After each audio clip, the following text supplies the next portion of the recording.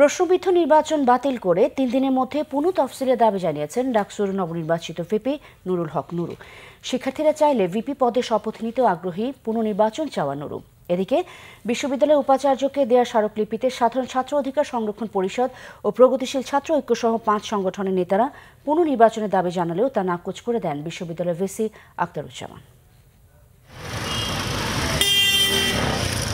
অনিয়মের অভিযোগে ডাকসু নির্বাচন বাতিল চেয়ে নতুন তফসিলের দাবিতে মঙ্গলবার থেকে ক্যাম্পাসে অনশন করছে ঢাকা বিশ্ববিদ্যালয়ের হল সংসদ নির্বাচনে অংশ নেওয়া ৪ প্রার্থীসহ কয়েকজন শিক্ষার্থী। পুরো ব্যাপারটা নিয়ে যে কি খেলা খেলছে সাধারণ শিক্ষার্থীদেরকে পুতুল বানিয়ে, এই ব্যাপারটার একেবারে শিকার আমরা। প্রশাসনের অবস্থা এমন হয়েছে যে প্রশাসন সবকিছু দেখেও না দেখার ভান করে। পুনর্তফসিল দেওয়ার আগ পর্যন্ত আমরা উঠব না। একই দাবিতে ক্যাম্পাসে বিক্ষোভ করেছে সাধারণ ছাত্র অধিকার সংরক্ষণ পরিষদ ও প্রগতিশীল ঐক্যসহ নির্বাচন বর্জনকারীরা।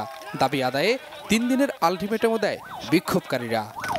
আমরা প্রভোস্ট ম্যামকে বলতে চাই, আপনি আজকের মধ্যেই পদত্যাগ করুন।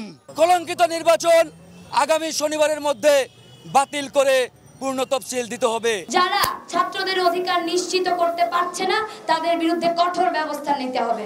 এই নির্বাচন পরিচালনার সঙ্গে যারা জড়িত ছিল গুরুত্বপূর্ণ পদে, তাদের যদি পদত্যাগ করে নতুন পূর্ণ তফসিল দেওয়া না হয় এবং মামলাগুলো যদি প্রত্যাহার না করা হয়, আমরা কিন্তু এর পরবর্তীতে ঢাকা বিশ্ববিদ্যালয়কে অচল করে দিতে বাধ্য হব।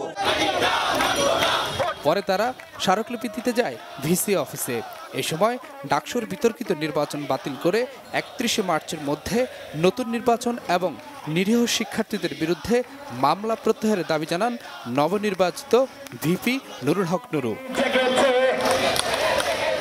শিক্ষার্থীদের চাওয়া সকল পদেই পুনর্নির্বাচন, সুতরাং আমি তাদের দাবির সাথে সহমত পোষণ করেই বলছি সকল পদেই পুনর্নির্বাচন দিতে হবে। ছাত্রদের বিরুদ্ধে হয়রানি করার জন্য কিংবা প্রতিবাদী ছাত্রদের কণ্ঠ থামাতে যে মিথ্যা মামলা দেওয়া হয়েছে সেই মামলাগুলো অবশ্যই প্রত্যাহার করতে হবে। যারা আমাকে ভোট দিয়ে নির্বাচিত করেছে তাদের চাওয়া পাওয়াকে প্রাধান্য দিয়ে তারা যদি আমাকে বলে শপথ নিতে, আমি শপথ নেব। তারা যদি বলে আমাকে শপথ না নিতে, আমি শপথ নেব না। তবে ছাত্রলীগের নির্বাচিত প্রার্থী এজিএস সাদ্দাম হোসেনের দাবি, প্রশাসনের আন্দোলনে নেমেছে ভোট বর্জনকারীরা।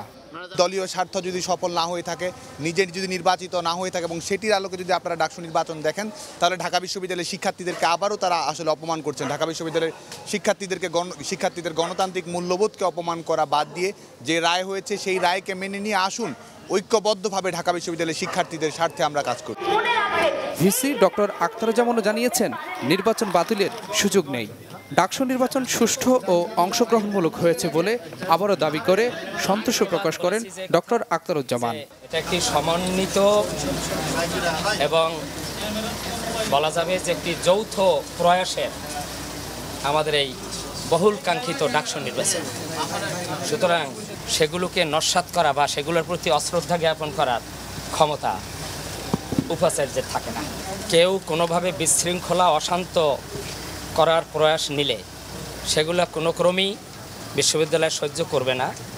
এদিকে অনিয়মের অভিযোগ থাকা সব হলে পুনরায় নির্বাচনের দাবি জানিয়েছেন রোকেয়া হল সহ 3টি হলের নবনির্বাচিত স্বতন্ত্র প্রার্থীরা। আমরা কোনো ঘোষণা দিচ্ছি কিনা। এস এম ফয়েজ, বাংলা ভিশন, ঢাকা। এখানে উপস্থিত আছি।